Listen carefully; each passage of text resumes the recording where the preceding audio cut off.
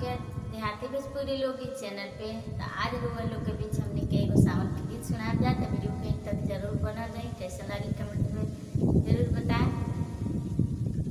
और यहाँ के चैनल के नाम बा रिंकू के दुनिया।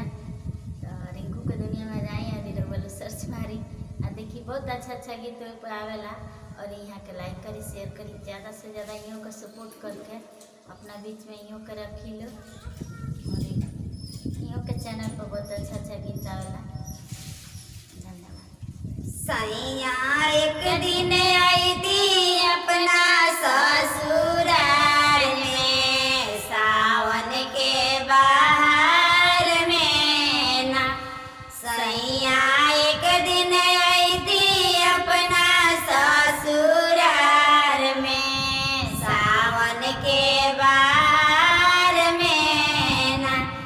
जवना भाभी से बनवाई थी अपना हाथ से, जेवाई थी जवना भाभी से बनवाई थी अपना हाथ से, जेवाई थी बिना रसे रसे डोलाई थी आजेदार में, सावन के बाहर में ना।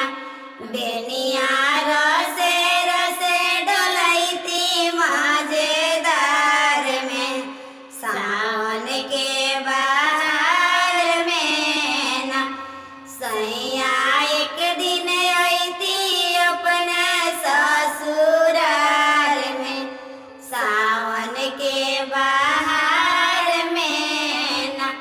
झूला भाभी से डलवाई थी अपने हाथ से, झूलाई थी झूला भाभी से डलवाई थी अपना हाथ से, झूलाई थी झूला झूलाए खातिर सखी सब तैयार बा, सावन के सोमवार बाना।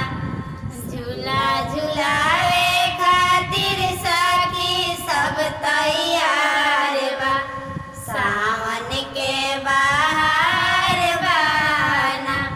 सैया